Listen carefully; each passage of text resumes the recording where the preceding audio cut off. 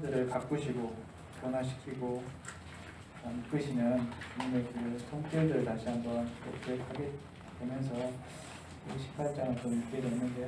지금 함께 18장을 교독으로 제가 먼저 읽고 그다음에 다음 저 2절 짝수는 이제 형제자매님들이 읽으시면서 한번 교독하고 나누는 시간을 갖도록 하겠습니다. 요한복음 18장 1절 예수께서 이 말씀을 하시고 제자들과 함께 기드론 시내 건너편으로 나가시니 그곳에 동산이 있는데 제자들과 함께 들어가시니라. 그곳은 가끔 예수께서 제자들과 모이신 곳이므로 예수를 파는 유다도 그곳을 알더라. 유다가 군대와 대제사장들과 바리새인들에게서 얻은 아랫사람들을 데리고 등과 횃불과 무기를 가지고 그리로 오는지라. 예수께서 그 당할 일을 다 아시고 나아가 이르시되 너희가 누구를 찾느냐. 대답하되 나사렛 예수라 하거늘 이르시되 내가 그니라 하시니라. 그를 파는 유다도 그들과 함께 섰더라.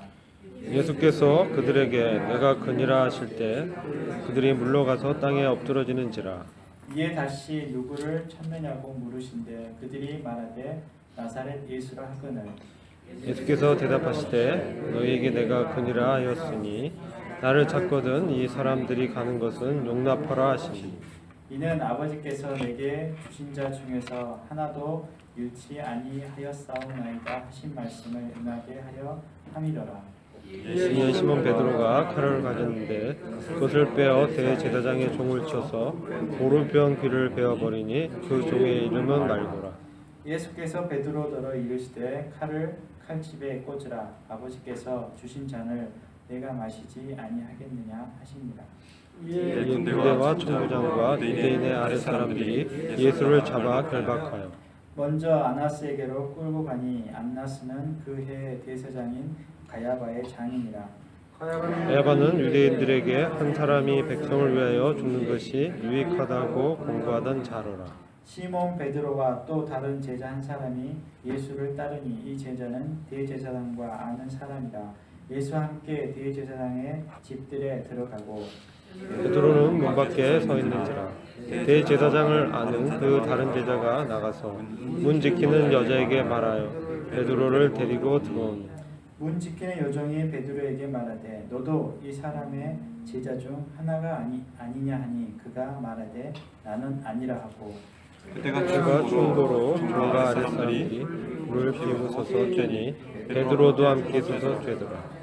대제사장이 예수에게 그의 제자들과 그의 교훈에 대하여 물으니 예수께서 대답하시되 내가 드러내놓고 세상에 말하였노라. 모든 유대인들이 모이는 회당과 성전에서 항상 가르쳤고 은밀하게는 아무것도 말하지 아니하였거늘. 어째 내게 묻느냐. 내가 무슨 말을 하였는지 들은 자들에게 물어보라. 그들이 내가 하던 말을 아느니라. 이 말씀을 하심에 곁에 섰던 아랫사람 하나가 손으로 예수를 쳐 이르되 내가 대제사장에게 이같이 대답하느냐 하니 예수께서 대답하시되 내가 말을 잘못하였으면 그가 그 잘못한 것을 증언하라. 바른 말을 하였으면 내가 어찌하여 나를 치느냐 하시더라. 안나스가 예수를 결박한 그대로 대제사장 가야바에게 보내니 시몬 베드로가 서서 불을 쬐더니 사람들이 묻되 너도 그 제자 중 하나가 아니냐. 베드로가 부인하여 이르되 나는 아니라 하니 대제사장의 종 하나는 베드로에게 귀를 잘린 사람의 친척이라. 이때 내가 그 사람과 함께 동산에 있는 것을 내가 보지 아니하였느냐. 이에 베드로가 또 부인하니 곧 닭이 울더라. 예수를 가야바에게서 관정으로 끌고 가니 새벽이라. 그들은 더럽힘을 받지 아니하고 율자 잔치를 먹고자 하여 관정에 들어가지 아니하더라.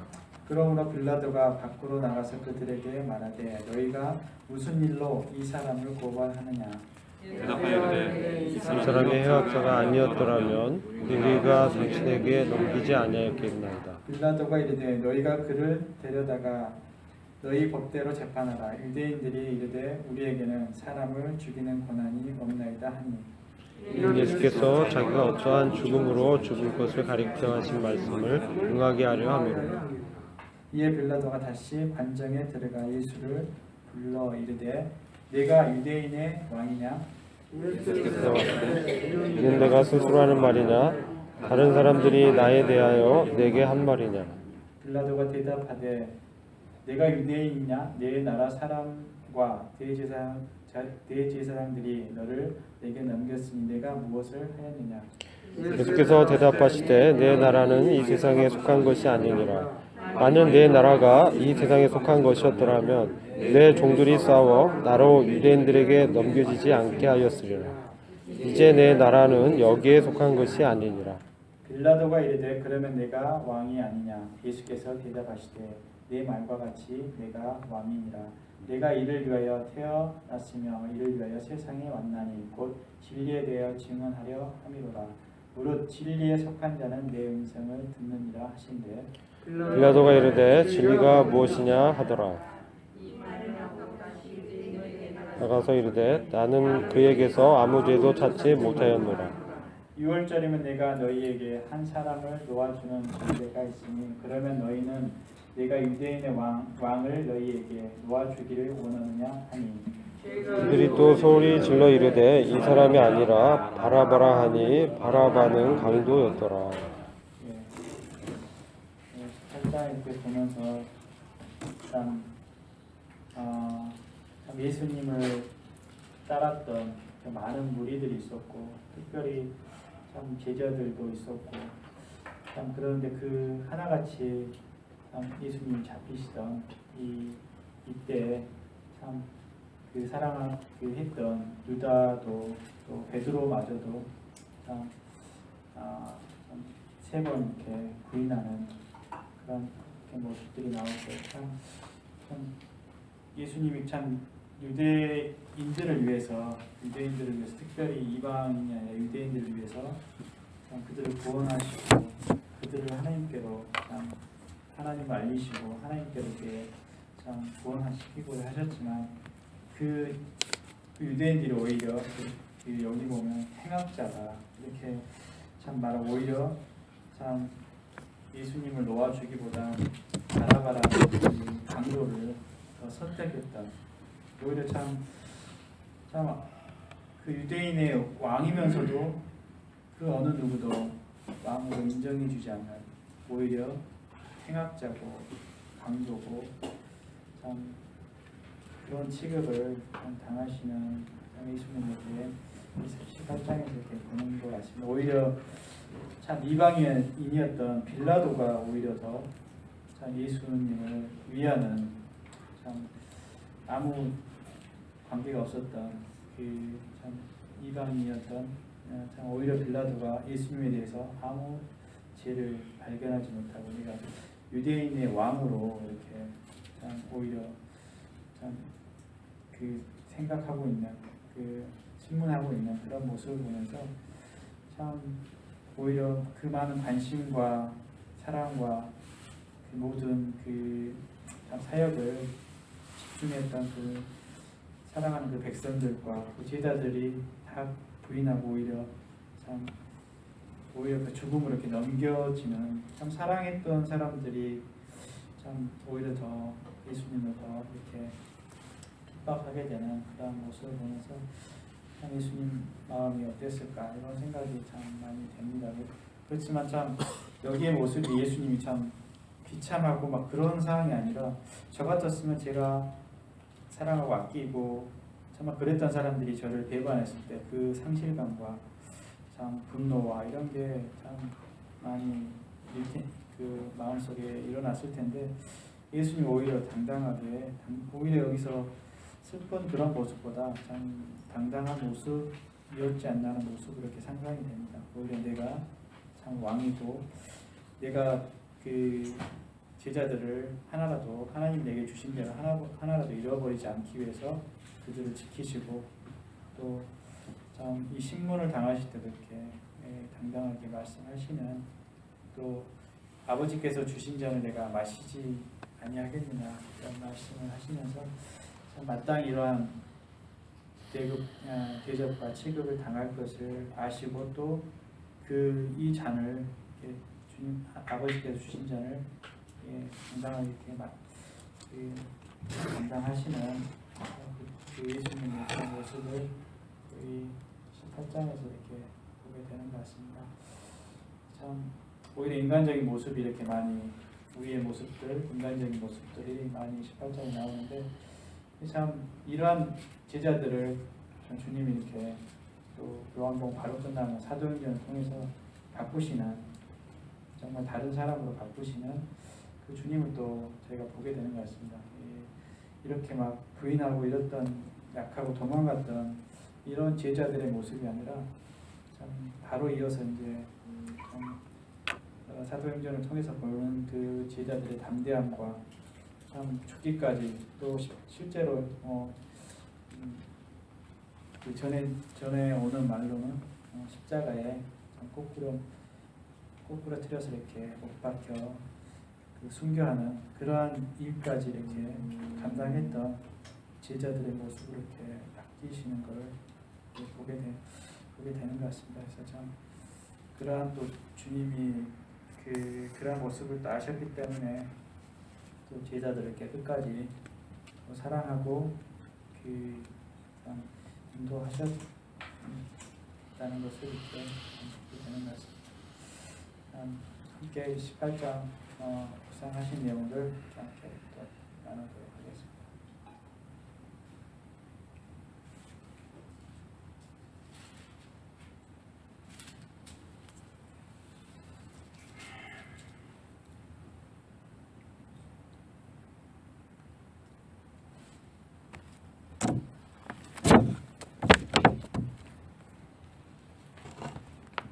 제가 마저 한 부분만 더 나누고 싶은 부분은 참 6절이 참 그 유다가 그 아랫사람들이라고 표현했는데 어떤 종들을 데리고 횃불과 무기를 들고 예수님을 잡으러 이렇게 오는 모습이 이제 4절까지 있는데 근데 이제 예수님 너희가 나를 누구를 찾느냐 했을 때 대답하실 때 6절에 보면 예수께서 그들에게 내가 그니라 하실 때 그들이 물러가서 땅에 엎드려지는지라. 이걸 보면서 참 예수님이 이렇게 잡히시는 그 당시의 모습이 어떤 저기 영화에서나 이런 거 볼 때 좀 두려움과 이렇게 막 그 고난 가운데 있는 표정으로 이렇게 나오는 두려움과 이런 모습으로 나오는데 사실은 이 잡으러 온 사람들이 예수님 나다 내가 나사렛 예수다 이렇게 딱 말할 때 여기에 표현을 보면 물러가서 땅에 엎드려지는지라. 참 주님이 이렇게 그 당당함과 권세가 있으신 분이었던 것을 이렇게 다시 한번 보게 되면서 참 주님의 어떤 그동안에 그 공생애 동안에 행했던 그런 많은 일들을 보고 또 정말 그 예수님이 어떠하신 인품과 그런 권세를 이렇게 보고 알았기 때문에 참 예수님을 잡으러 오는 이 사람들이 참 예수님의 어떤 권위와 권세를 참 이 순간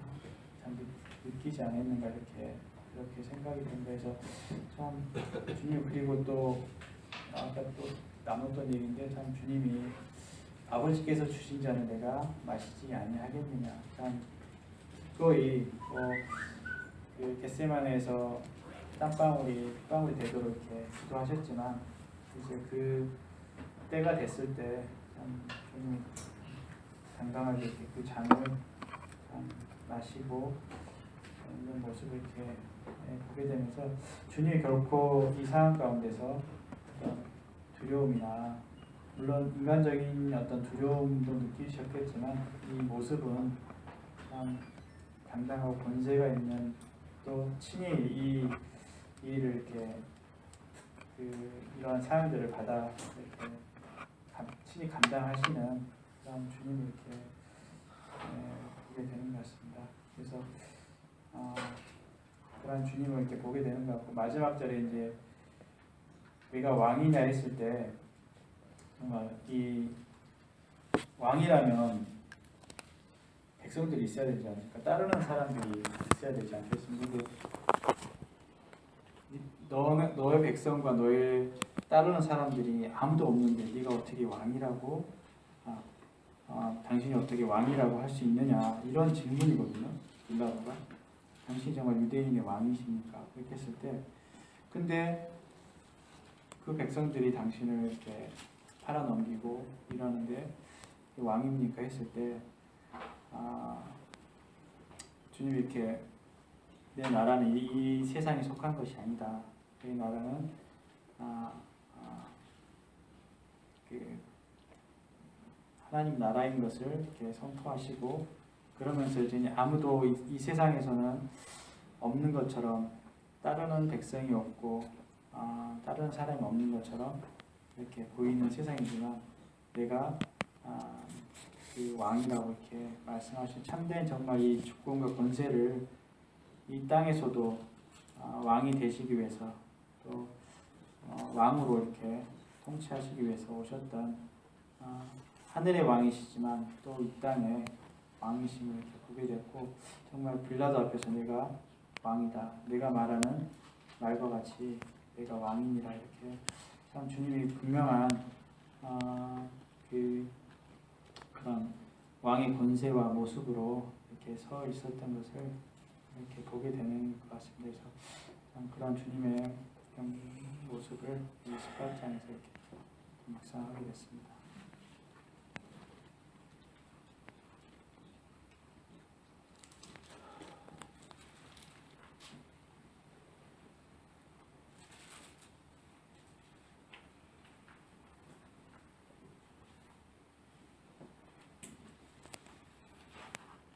제가 아무나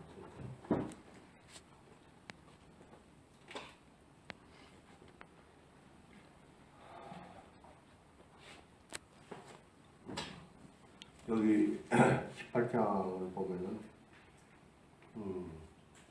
전 이 18장을 보면서 성경 주님을 좀 주님께서 저를 구원해 주신 지 오래됐는데 이 장면 읽으면서 참 베드로 치사하다. 일편단심 어떻게 못하고 그렇게 부인하냐. 그렇게 했는데 우리가 한 열흘 전에 그 북쪽이랑 이렇게 전쟁 상태까지 이렇게 돌입을 했잖아요. 만약 전쟁 와중에 제가 잡혀가지고 그 이북 사람이 이북 총불을 겨누면서 너 어떡할래? 그게 딱 떠오르더라고요. 응?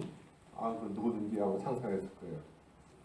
전쟁 나면은 그 애는 내 믿음은 그러다가 맞닥뜨리면 베드로는 차라리 난 것 같아요.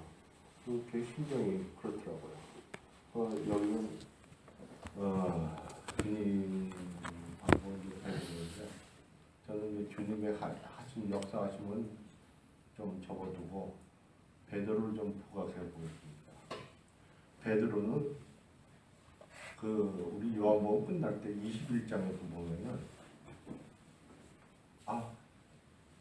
저 사람은 어떻게 됩니까? 그러니까 그 사이에 수없이 많은 은혜를 받았어요. 사랑을 받았는데도 딴 3대 복음서에는 좀 장중하게 좀 이렇게 깊이 있게 끝나요. 가서 제자를 삼으라든지 엄청 그러는데 요한은 베드로의 초점을 포커스를 맞춰가지고 그렇게 은혜를 입었는데도 부인하고 네가 나를 사랑하냐 그렇게 많은 걸 겪었는데 주님 죽음까지 돌아가심까지 봤는데도 쟤는 나중에 주님 임하시면 쟤는 어떻게 됩니까? 니나 잘해. 주님께서 결론은 그렇게 하고요. 그러니까 우리 심정이 그래요. 상황에 따라서 이렇게 자꾸 변해가는 게 우리가 세상에 살기 때문에 공중공세 잡은 그 사단의 영이 저를 자꾸 엄습을 해요. 그래서 근데 제가 어디서 이 용기를 말씀해 주는 거냐면 이래요. 이제 마태복음이 나오고 여기 다 나오지만 주님이 죽으시면 나도 죽겠다. 주님이 오게 가면 나도 같이 가겠다. 이렇게까지 베드로가 그런데도 3번을 부인해요. 근데 누가복음 거기 보면은 이를 우리 연약한 심정을 아시고서 누가복음 보면 그러나 내가 너를 위하여 너희 믿음이 떨어지지 않기를 기도하였노니.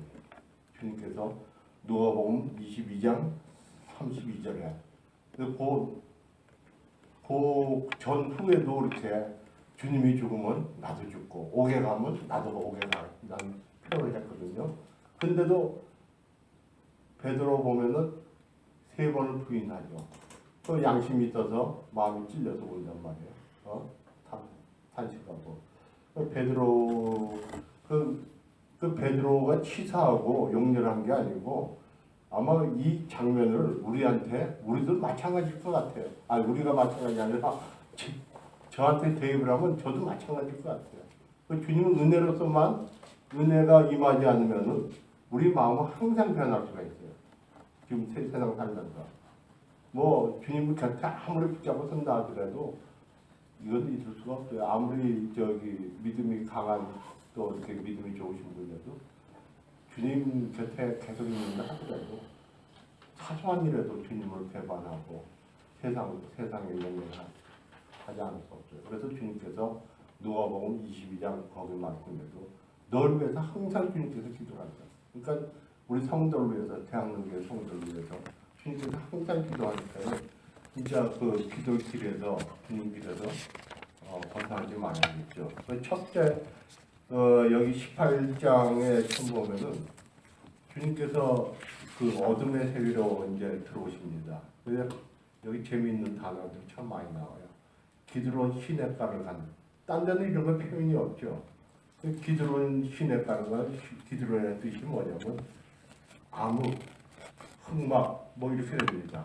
그러니까 딴 데서는 그냥 겟세마네 동산에 잡히는 거로만 이렇게 나와 있는데 요한복음에 유독히 기드론 시냇가를 이렇게 주님께서 이렇게 표시합니다. 요한이. 그러니까 암흑 세계로 주님께 들어오신 거예요. 그런데 거기 대비되는 것이 군졸들이 횃불을 두고 설치죠.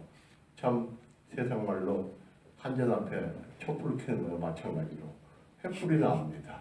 그렇고 기드론이 그 흑막에 들어옵니다. 그래서 주님께서 한 말씀 하시니까는 다 떨어지죠. 여기서 병사라는 책을 찾아봤더니 한 일개 대대보다 많은 병력 600명이 이렇게 한꺼번에 왔어요. 그래서 그 쫄병들은 뭐 베드로이야 뭐 제자들은 상관치 않고 예수님이 한 말씀 하니까 그 600명에 대한 병사들이 다 이렇게 쓰러지죠. 근데 주님께서 허락하시고 이 사람들 가게 하고 당신만 잡혀가십니다. 그러니까 베드로가 이 도둑이 재발되린다고 그 제사장 그 집에서 파수를 보는 여종한테나 또 이렇게 말고의 친척한테 이렇게 물었을 때 말고가 귀를 칼을 베어가지고 예수님이 붙여주면 낫죠. 누가 보면서 보면은 뭐 별로 큰 원한이 없어요. 아는 척만 했는데도 그렇게 부인을 해. 그러니까 도둑이 재발된다.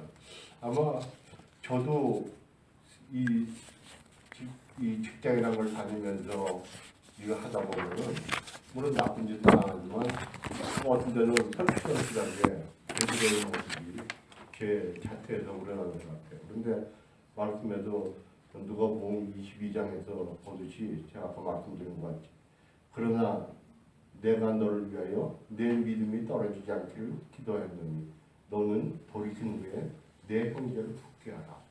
근데 베드로 보면은 이렇게 해서 주님이 돌아가신 것도 보고 그러는데 겟세마네 동산에서 마지막에 이제 또 주님께서 말씀하시는데 졸겨. 내가 한시라도 깨어있지 못하겠냐. 근데 우리는 졸 수밖에 없는 인간인 걸 알게 돼요. 내가 뭐 열심을 낸다 해서 아니고 주님 은혜가 임해야만 저희들이 할 수 있는 거지. 내가 뭐 열심을 내겠다. 뭐 어떻게 새벽에 뭐 좀 해보겠다. 또 그리고 이렇게 열심히 주님 은혜가 임해야만 주님의 사랑으로서 이렇게 감싸주지. 우리가 독단적으로 할 수가 없어요. 베드로 보세요. 이렇게 큰 일을 많이 보고 있는데도 요한복음 22장 끝장에 가서는 저기 딴 데자는 어떻게 되겠습니까? 진짜 신경 쓸 일이 아니죠. 그러니까 사람의 본성이 이렇게 우리 인간의 본성이 문득문득 이런 데서 나오는 걸 보게 됩니다. 그래서 베드로를 난 여태까지 베드로를 갖다가 저렇게 치사하냐 그렇게 주님 위해서 옷까지 가고 죽음도 불쌍해 같이 죽겠다는 사람이 어떻게 한 대 깎고 두말 하냐 그랬지만 그게 아마 베드로가 아마 우리가 아닌가 생각해요. 우리라는 표현을 써서 죄송하지만 저가 아닌가 될 것 같아서 한데 그 누가 보면 22장 말씀에 의해서 참으로 이렇게 위로가 돼요. 그래서 앞으로 주님 오실 때까지 이 대학로교에서 주님 섬기는 때까지 주님께서 은혜와 사랑을 줘서 은혜하면서 주님을 바라보면서 주님께서 원하시는 길 밖으로 나가지 않도록 주님께서 계속 저를 위해서 기도해 주시니까 너무나 감사해요. 네,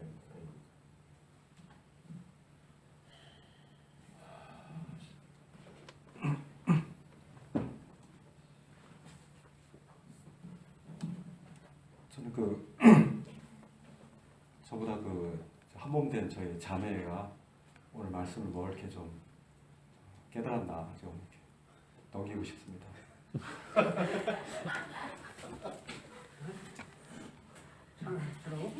네.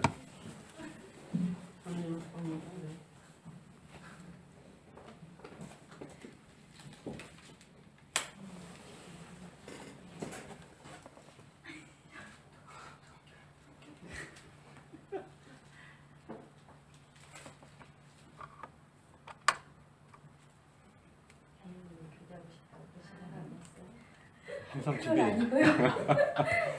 저는 38절이 들어오는데요. 빌라도가 이르되 진리가 무엇이냐 하더라. 빌라도는 예수 그리스도를 참 진리 대신 주님 앞에 대면했지만 참 진리를 알아보지 못하고 결국은 자신의 그 지위와 그런 자신의 위치를 유지하기 위해서 결국은 예수님을 넘겨주잖아요. 넘겨줘서 예수님이 십자가에 못 박히게 하는데 참 이거가 매일매일 주님께서 말씀을 통해서 저희에게 비춰주시지만 저희가 참 주님을 그 진리 되신 말씀 앞에 잘 깨닫지 못할 때도 있고 순종하지 못할 때도 있고 그런 거 생각하면서 참 진리가 주님이신데 그 주님을 온전히 신뢰하고 바라보지 못할 때가 참 많이 있구나라고 생각했습니다. 이상입니다.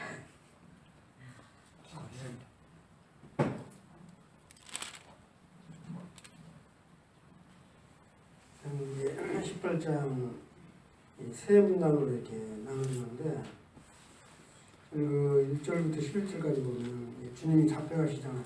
1절에 보면 참 이게 그냥 그 기드론 시내 건너편이란데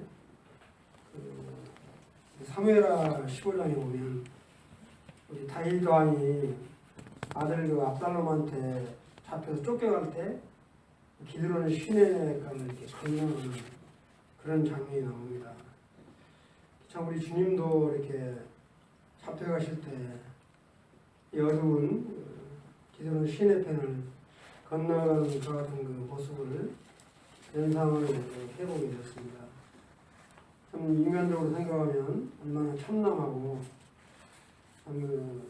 그런 것들 다 하나님의 뜻인지를 아시면서 그렇게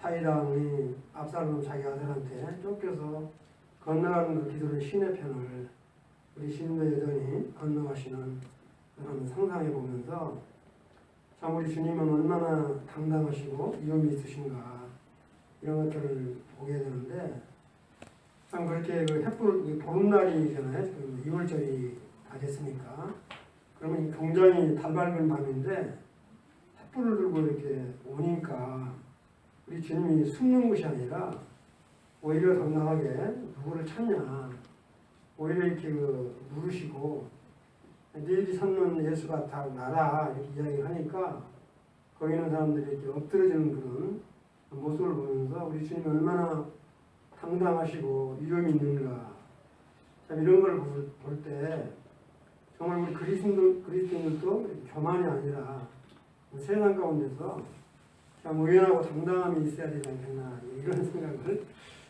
보게 되었습니다. 그런데 이제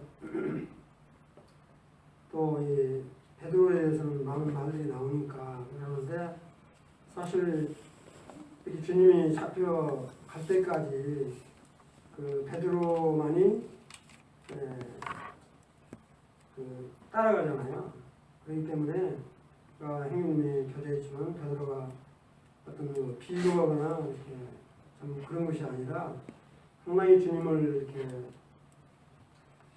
존경하고 정말 목숨까지도 내어주는 그런 사람이었지만, 이 베드로를 보면서 우리 인간의 연약함, 나약함을 좀 상징적으로 이렇게 보여주는 게 아닌가 이렇게 생각이 되어집니다. 특히 이제 13절에 보면 그 안나스가 이렇게 사실 지금 대제사장을 가야바한테 인계했으면 바로 주문될 텐데, 아마 안나스가 굉장히 이렇게 하나들의 공회에 이 권세가 아마 있었던 것 같아요. 대제사장을 자기 사이한테 인계를 했지만 안나스에게 이제 신문을 다 받고 결정적으로 예수 그리스도를 이렇게 죽이고라 또 결론을 내고 가야바한테 이렇게 넘겨주는 그런 모습이 나오게 됩니다. 그래서 24절에 보면 안나스가 예수를 결박한 대로 가야바한테 이렇게 넘겨주는 이런 모습을 보게 됩니다. 이제 마지막 이제 28절부터 마지막 절까지 보면 우리 빌라도가 이제 신문하는 그런 장면이 나오게 되는데, 좀 빌라도는 저는 이제 개인적으로 그렇게 생각이 돼요. 정말로 자기의 이 고난으로 죽일 수도 있고 살릴 수도 있는데, 정말 하나님의 음성도 자기 아내로부터 이렇게 듣잖아요. 저 사람을 이렇게 어떻게 하지 말라고. 그럼 정말 그건 하나님의 음성으로 들어야 할 텐데, 이 백성들의 지금 음성을 듣고 다스리기에 따라서 죄 없는 예수 그리스도를 이렇게 못 박는 그런 모습을 보면서 참 얼마나 참 이 빌라도가 참 그런 주위에 있었지만 비겁한 사람인가. 아까 자매님이 교제했지만 빌라도가 정말 진리가 뭐냐고 꼬치꼬치 더 몇 번 물었으면 우리 주님이 그 진리가 무엇인가를 답변이라도 해줬을 텐데, 빌라도는 딱 한 번 묻습니다. 이렇게 진리가 뭐냐고 묻고 그냥 답도 듣지 않고 이렇게 주님을 넘겨주는 참 이런 모습을 보게 되는데, 저는 그러면서 그 빌라도가 정말 우리 주님에게 말할 때 저는 36, 37절을 보면서 참 우리 주님의 그 당당함과 참 여기서까지도 마지막으로 우리 주님의 권세를 이렇게 드러내시는 우리 주님의 모습을 이렇게 보게 됩니다.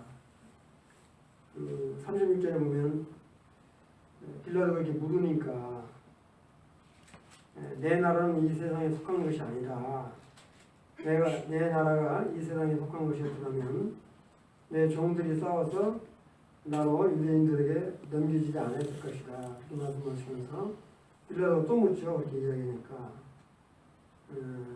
네가 정말 왕이 아니냐. 그러니까 우리 주님이 정말 네 말과 같이 나는 왕이다. 내가 이를 위해서 태어났고 내가 이를 위해서 세상에 왔고 정말 내 진리에 대해서 증언하려고 온 사람이다 이렇게 당당하게 말씀을 하시잖아요. 끝까지 주님의 주되심을 이렇게 잡혀서 어떻게 죽을 것을 아시면서도 끝까지 이런 그 진리됨을 밝히시는 우리 주님의 모습을 보게 됩니다. 정말 우리가 이렇게 복음을 전하고 사람들에게 우리 주 예수 그리스도를 이렇게 나타내 보일 때도 우리가 때로는 이렇게 의기소침할 때가 있는데 우리 주님은 주님을 이렇게 많은 좀 병사들이 자기를 묶어서 이제 처형을 당할 그 앞전에서도 좀 아주 당당한 이런 말씀들을 하고 계시는 주님을 이렇게 연상해 보게 됩니다. 결국에는 빌라도가 아무 죄도 찾지 못해서 놔주려고 했지만 결국에는 이 백성들의 참 아우성 때문에 내주게 되는데 참 우리 인간이 얼마나 간다한가 이렇게 생각이 돼요.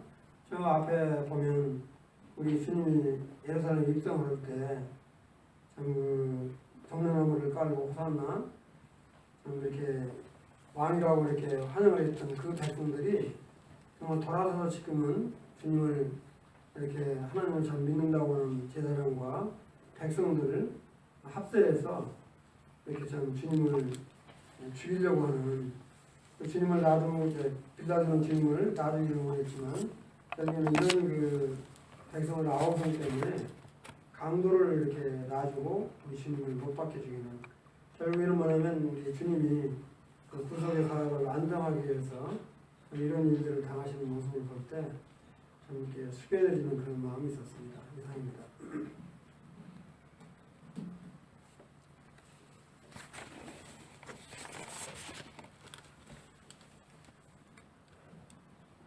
죄송합니다. 제가 저희 자매 시켜서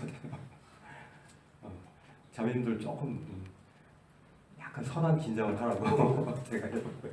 왜냐하면 이렇게 수동적으로 하는 것보다 혹시나 이렇게 말씀을 또 이렇게 느낀 것들을 이렇게 좀 나눌 수 있으니까 보실 때 좀 이렇게 말씀을 이렇게 좀 나눌 수 있도록 해석하고 싶다는 생각이 들었습니다. 우리 자매님들 같이 이렇게 가르치는 거는 그건 안 되겠지만 이렇게 본인이 주님으로 말미암아 깨달은 거를 이렇게 나누는 건 참 이렇게 풍성한 것 같습니다. 그런 부분들 참 좀 듣고 싶습니다. 18장을 읽으면서 이렇게 손에 좀 땀을 쥐는 그런 장면인 것 같습니다. 뭔지 모르게 이게 긴장이 되면서 이 말씀에 이제 주님이 이제 순종의 그 길들을, 그 고난의 길들을 이제 들어가는 입장이기 때문에 이 부분에 대한 부분들은 주님의 그 순종의 모습들 가운데 이걸 생각하면서 왜 굳이 주님이 이런 방법으로 하셔야 되는가? 왜 주님이 이렇게 고난을 꼭 당하시고 또 십자가를 지시고 이 방법을, 이 미련한 방법을 쓰셔야 되는가? 자꾸 이렇게 묻게 돼요. 그렇지만은 구약 가운데서 계속 얘기했던 것처럼 우리 죄가 피의 대가 없이는, 죽음 없이는 우리가 하나님과의 그 관계를 회복할 수 없기 때문에 우리가 주님이 이런 미련한 방법들을, 그렇지만 이것이 그 방법밖에 없다는, 오직 한 길, 그 방법밖에 없기 때문에 주님은 그 길을 갈 수밖에 없다는 것들을 다시 한번 보게 됩니다. 18장 1절에 보니까 제자들하고 마지막으로 위에 이제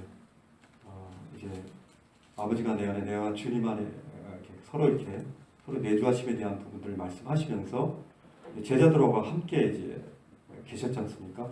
그리고 이제 기드론 시내 건너편으로, 기드론의 시내 건너편에 이제 갔는데 그곳이 이제 제자들하고 자주 가끔 이렇게 가시는 곳이라 있고, 그 제자들 중에 예수를 판 그 유다도 그곳에 자주 갔기 때문에 그 유다가 그 군대들과 그 대제사장과 바리새인들에게 얻은 그 하수인들을 데리고 그것을 찾으러 이제 간 거죠.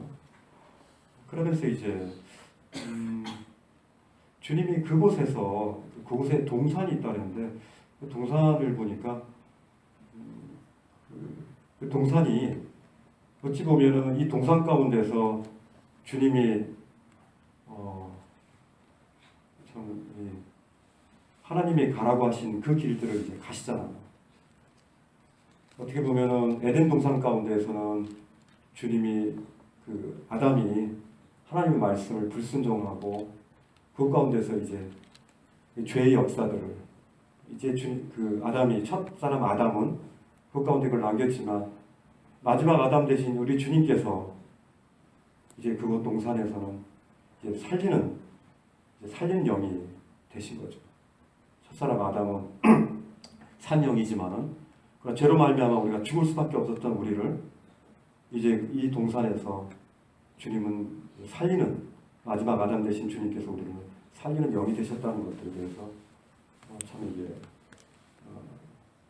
말씀이 참 놀라웠다는 생각이 듭니다. 그래서 이 동산 가운데서 주님이 그 지나가는 그 3절에 보니까 그 사람들이 그 아까 뭐 굉장히 많은 그 700명 그 정도 된다 그랬는데 그렇게 많은 사람들이 그 로마의 군대라면 굉장하지 않습니까? 그 로마의 군대와 그 대제사장들과 바리새인 그 많은 사람들이 등과 횃불과 무기를 가지고 그리고 지나가는데 그냥 지나가게 냅두시셔도 될 테인데 4절에 보니까 예수님께서 오히려 나아가서 말씀하시거든요. 너희가 누구 찾냐? 이러면서 너희는 누구 찾냐? 하면서 오히려 예수님께서 지나가는 그들에게 나아가서 말씀하시는 걸 보면서 이 순종의 삶은 주님이 이 모습이 정말 제대로 된 순종의 삶이다. 순종의 삶이라 그러면서 약간만 회피할 수 있으면 우리가 가만히 있으면서도 묵시적인 불순종을 할 때도 있는데 주님은 완전한 순종을 이것 가운데서 보이신다는 생각이 들어요. 지나가는 그 군대들을 오히려 그 군대들에게 다가가서 너희가 나를 누구 찾냐 하면서 이렇게 말씀하시는 주님의 이제 순종의 참 모습들을 이렇게 보게 됩니다. 그랬더니 그 나사렛 예수라 하니까 내가 그니라 내가 바로 그다 이렇게 말씀하시고 또 그러니까 이제 그들이 물러가고 땅에 엎드러지고 이런 자들이 생겼지만 또 주님께서 누구 찾느냐 물으시니까 7절에 8절에도 이제 너희에게 내가 그니라 하시면서 이게 이렇게 두 번 말씀하시면서 8절에 말씀하신 것에 이 사람들이 가는 것은 용납하라 이렇게 말씀하시지 않습니까? 함께 있던 제자들을 향해서 주님께서 끝까지 그들을 참 이렇게 가게 하시고 그들의 영적인 그런 뿐만 아니라 그들이 이제 감옥이나 그들의 또 같이 죽음을 당할 것들을 주님은 원하지 아니하시고 그들을 풀어줄 것들을 요구하시는 것들을 보면서 참 우리 주님은 내게 주신 자 중에서 하나도 잃지 아니한다. 참 주님과 함께할 때 우리가 결코 하나도 잃어버리지 아니하는 것이다. 우리가 어떤 사망의 음침한 골짜기에 있을지라도 낙심할지라도 피해갈 수 없는 곳에 있을지라도 하나도 잃어버리지 아니하는 것이다. 우리 주님과 함께 있을 때 하나도 잃어버리지 아니한다는 것들에 대해서 주님이 이렇게 교훈하신다는 생각이 들었습니다. 그리고 이제 10절에 보니까 베드로가 이제 그렇게 칼로 귀를 이렇게 떼어버린 그런 일들이 있음에도 불구하고 베드로가 여기서 풀려나잖아요. 그러면서 베드로가 이곳에서 같이 잡혀가지고 예수님과 같이 결박되는 것이 아니라 풀어지는 이런 베드로 인데도 불구하고 참 어떻게 보면 이것은 정말 잘못된 거고 다른 사람의 귀를 떼어낸 것은 이건 분명히 처형당할 일인데도 주님께서 주님과 함께 있을 때 이 부분에 대해서 이런 참 풀어짐에 대한 부분도 이렇게 주님 말씀하시는 거 보면서 참 이렇게 주님과 함께 있을 때 잃어버리지만 되지 않는 것이다. 그런 부분들을 주님 이렇게 교훈하신다는 생각이 듭니다. 그래서 이제 이 칼도 이게 베드로가 칼을 가지고 주님이 어떻게 이 칼을 베드로가 가지고 있는지 모르겠어요. 왜 시몬 베드로가 칼을 가졌는지. 주님과 함께 다니는데 왜 베드로가 칼을 가졌을까? 아마 제 생각에는 베드로가 이걸 준비하지 않았을까? 그가 의협심으로 주님을 보호하기 위해서 혹시나 그가 이제 이걸 가져오지 않았나? 그러면서 이제 그것 가운데서 자기 목숨이 위험함에도 불구하고 그 많은 군대 앞에서 칼을 꺼내가지고 주님을 보호하는 모습이잖아요. 정말 어처구니가 없음에도 불구하고 참 그러나 주님은 그것들을 원하지 아니하시고 칼을 칼집에 꽂으라 그러면서 아버지께서 주신 자를 내가 마시지 아니하겠느냐 하면서 주님에게 순종의 삶들을 순종의 그 길을 걸어가실 것들에 대해서 베드로에게 말씀하시는 것들을 보게 됩니다. 이 검은 칼인데 이제 사람을 죽이는 거지 않습니까? 주님은 물리적인 칼들을 쓰기를 원하지 않으셨던 것 같아요. 성령의 검 있지 않습니까? 하나님 말씀의 검 그것들을 사용하기를 원했는데 베드로가 그것들을 사용치 아니하고 다른 사용치 말라는 그런 육신의 그런 검들을 사용하는 걸 볼 때 우리도 우리 삶 가운데서 혹시나 주님이 원하시는 그 성령의 검이 아닌 이런 육신의 이런 검들을 꺼내가지고 그렇게 잘라내는 우리의 모습들을 이렇게 보는 것 같습니다. 그리고 이제 38절에 보면은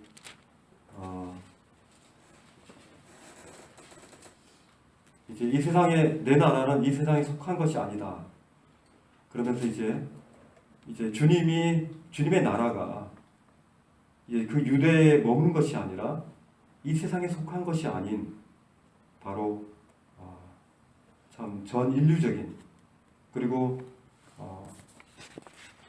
눈으로 보이는 이런 세계가 아니라 하나님의 그 예수 그리스도로 말미암아 값으로 산바된 그런 하나님의 자녀들이 바로 하나님이 지배하는 그 나라가 통치하는 그 나라가 바로 주님의 나라라는 것들을 이렇게 보여주는 것들을 이렇게 보이게 됩니다. 그래서 이런 우리가 얘기하는 이 사람들이 얘기하는 나라가 이 나라가 아니라 바로 주님이 통치하는 우리 몸이 될 수 있을 것이고 주님이 또 하늘나라에서 하나님이 통치하시는 그 나라가 바로 하나님의 킹덤인 것들을 이렇게 보게 됩니다. 그래서 참 이게 주님이 우리의 왕이 되시고 참 왕이 되신 분이 이렇게 순종의 이 길들을 이 고난의 길들을 스스럼 없이 이렇게 걸어가시는 것들을 보면서 참 저희도 참 아담의 그 불순종으로 말미암아 참 이어온 그 끈을 끊고 이젠 주님으로 말미암는 그 주님의 그 왕국에서 참 주님의 통치를 받고 주님의 또 자녀로서의 참 주님이 가신 그 순종의 길들을 가는 것이 어떤 길인가를 다시 한번 생각하게 됩니다. 이상입니다.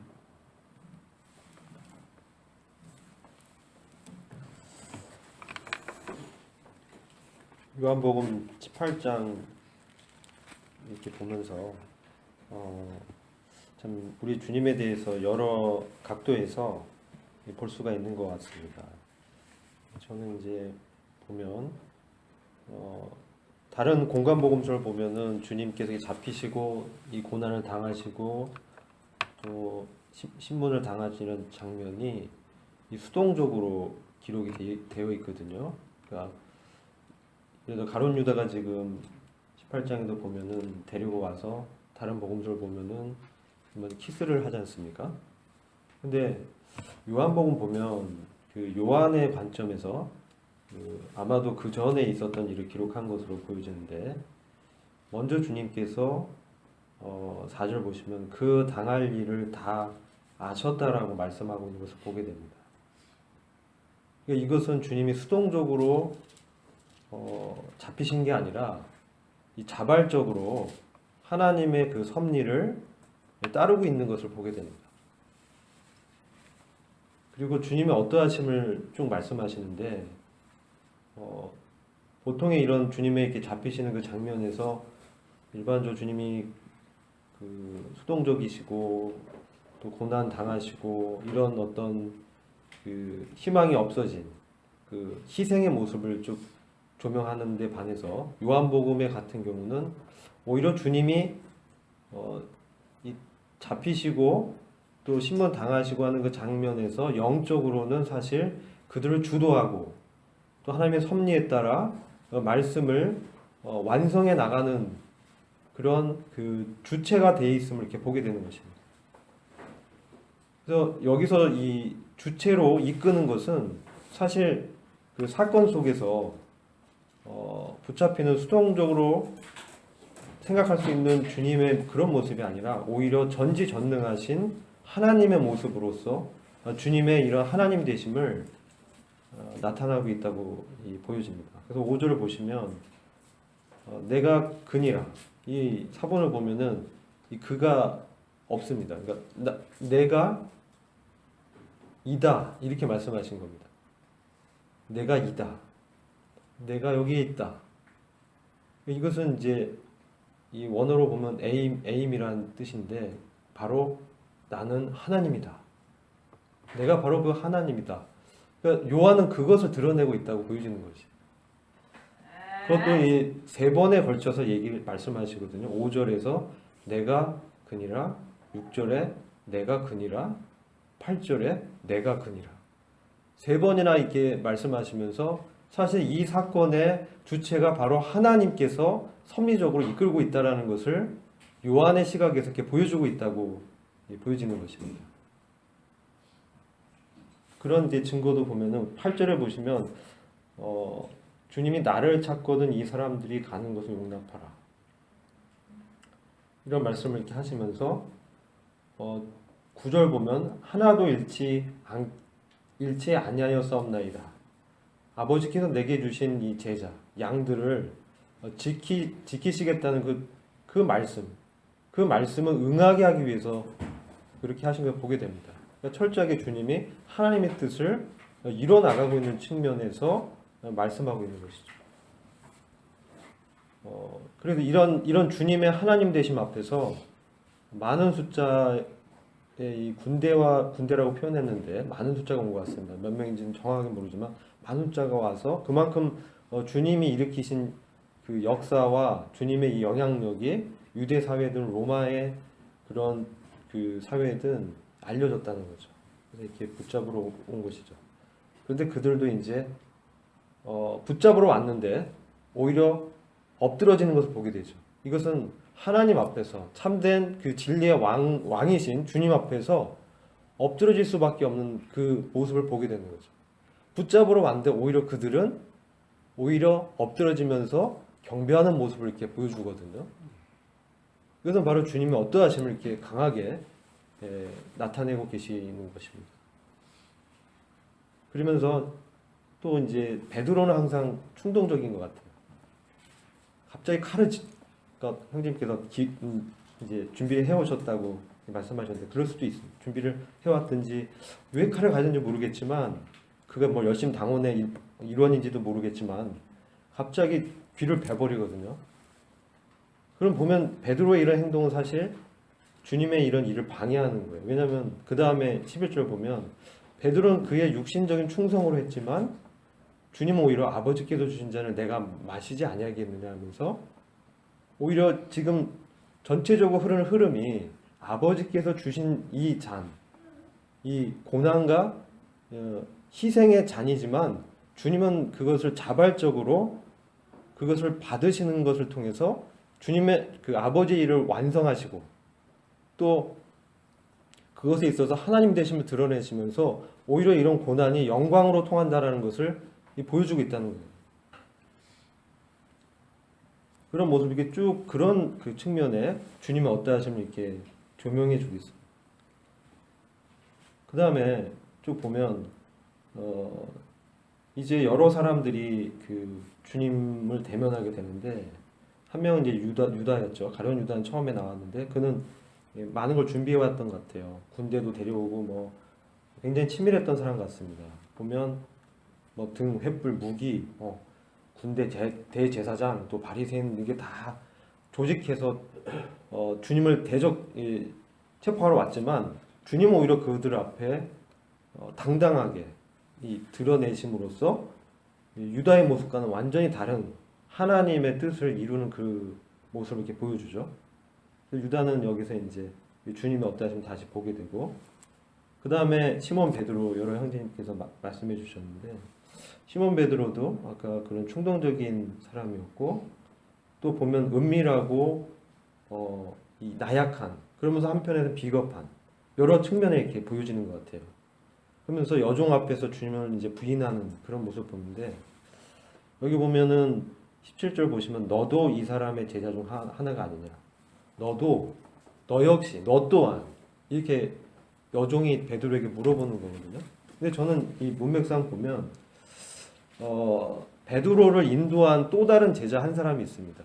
이 또 다른 제자 한 사람은 20장 2절을 보면 주님의 그 사랑하시는 바로 그 제자, 그 사람이 누군지를 알려주고 있는 것 같아요. 이건 바로 요한을 말씀하고 있는 것 같아요. 근데 요한은 그 여종에게 당당하게 그 자신의 어떠함을 이렇게 알렸던 것 같아요. 그리고 미리 그 대제사장과도 친분이 있었던, 어떻게 친분을 가졌는지 모르지만 대제사장 아는 사람이다 이렇게 얘기하고 있거든요. 근데 베드로는 은밀하고 자기를 감추고 이런 모습이에요. 너도 요한과 같이 너도 이 사람의 제자가 아니냐라고 하니까 나는 아니라고 이렇게 하는 겁니다. 나는 아니다. 그 말은 부인을 3번에 걸쳐 합니다. 우리 주님은 나는 하나님이다를 3번 말씀하시고, 베드로는 나는 아니다를 이런 말씀을 2번 말하고, 3번째는 이제 부인하면서 확실하게 아니라는 것을 말씀하는 거죠.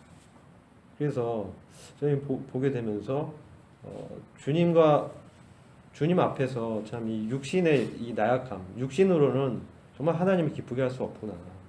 정말 주님과 하나 된 그런 내 안에 주님이 사시는, 주님과 연합한 그런 믿음이 그를 이끌지 않는다면 누구든 이와 같이 나약하게 주님 앞에서 자신의 육신의 연약함을 드러낼 수밖에 없지 않을까, 이런 측면에도 좀 보게 됩니다. 그러나 하나님 앞에서 육신적으로는 아무것도 아니라는 거죠. 나는 아니다. 나는 아무것도 아니다. 근데 그러한 베드로를 주님은 나는 너희다, 나는 하나님이다를 3번이나 말씀하시면서 요한의 시각에서 주님 어떠하심을 조명해주고 있는 것을 보게 됩니다. 그 다음에 또 보면, 그러니까 베드로는 은밀하게 일을 진행했지만 그는 실패하게 되죠. 그런 측면을 보게 되고, 주님의 또 이 안나스가 나오죠. 그 유력한 그 가문의 가야바, 대제사장 가야바의 장인으로 나옵니다. 아마도 유력한 그 실력 행사를 했던 사람으로 보여집니다. 그래서 말씀하신 것처럼 그는 이 주님을 통해서 뭔가 자기가 그 주님의 어떤 그 정치적인 그러한 어떤 약점, 그런 것들을 아마 신문을 통해서 사내들인 공의에 부의되기 전에 자기가 발견해서 뭔가 이득을 취하려고 했는데, 그렇게 은밀하게 비밀 재판을 했지 않습니까? 근데 주님은 거기서 당당하게 말씀하시죠. 내가 잘못했으면 그 잘못하는 것을 오히려 증언하라.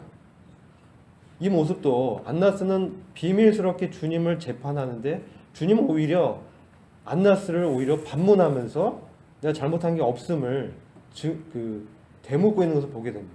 그러니까 안나스가 여기서 주님의 그런 것들, 잘못을 못 잡고 그냥 보내게 되는 걸 보게 되죠. 그 다음에 나오는 사람이 이제 빌라도입니다.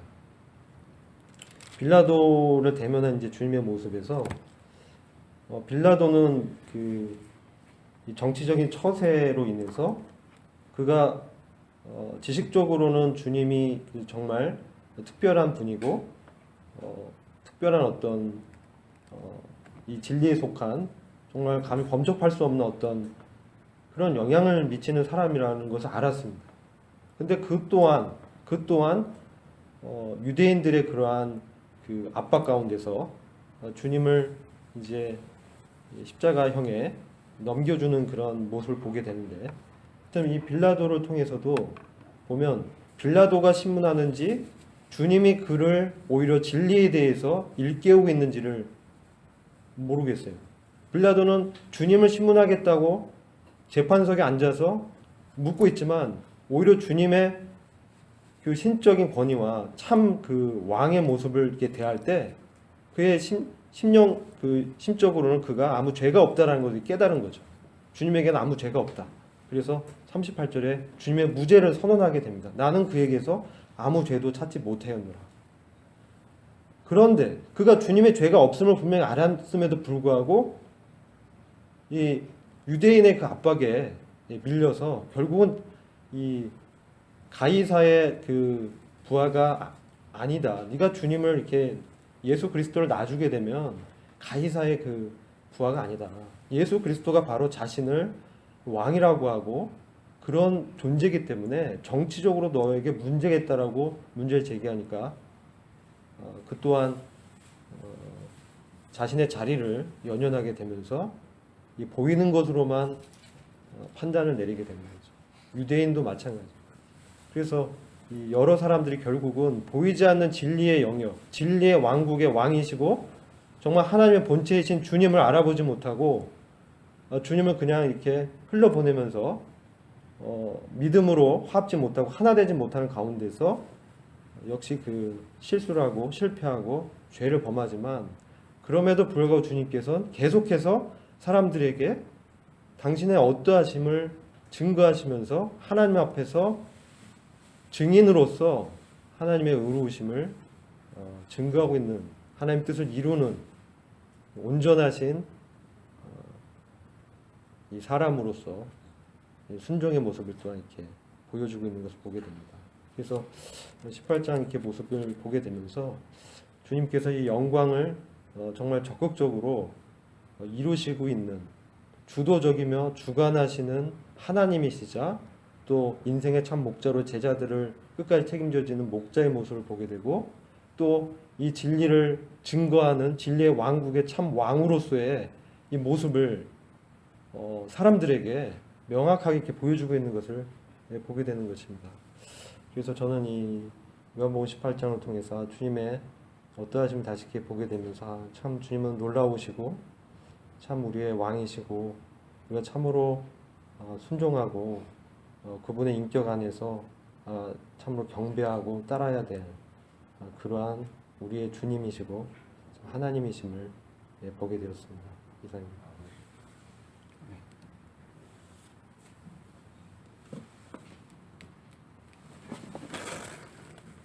안녕하세요. 저도 좀 마이크를 잘못 들었습니다. 시간이 많이 돼서 짧게 하겠습니다. 그 17장을 보면 주님께서 기도한 장면에서 그 18장으로 넘어오면서 그 기도 장면에서 18장에서 이루시는 장면이 이렇게 좀 보게 됐습니다. 그리고 주님께서 위험이 좀 계시고 그리고 우리 이제 요 한 삶이라도 주님께서 이 장면을 보면은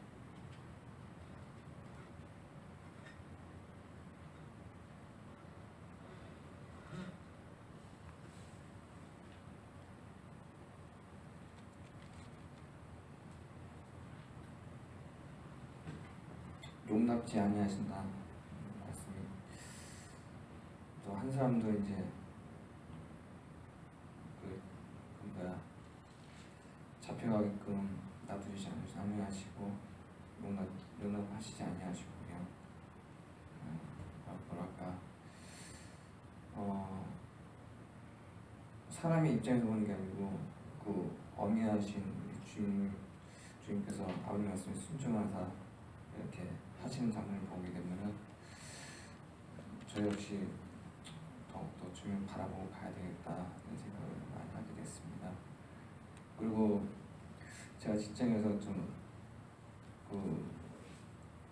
고의 아닌 뭐 이상한 그 많이 이렇게 있는데 그래도 이거는 주님께서 여러 가지 저에게 뭐 보여주신다 이런 거를 이제 제가 또 제 자신도 보게 되고 그리고 더욱더 주님을 위해서 좀 더 가야 되겠다 이런 생각을 좀 많이 하게 됐습니다.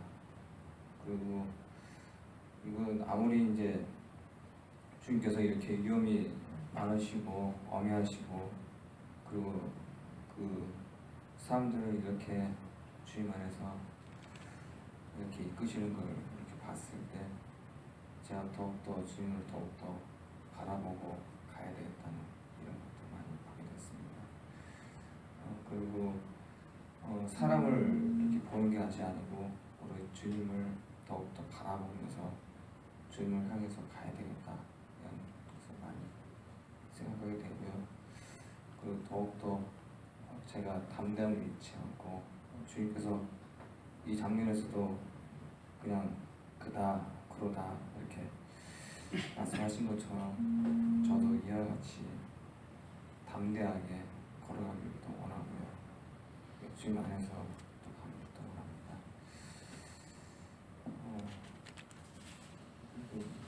장면 하나하나 보면은 주님께서 그 진리에 대해서 계속 말씀하시는데 깨닫지 못하는 그 사람들을 봤을 때 나도 이런 일이 있겠구나 하는 생각을 좀 많이 하게 됐습니다. 더욱더 주님 말씀에 순종해서 그 말씀에 더욱더 또 자라가길 또 원하고 말씀을 더욱더 분별해서 또 가길 또 원합니다. 이상입니다.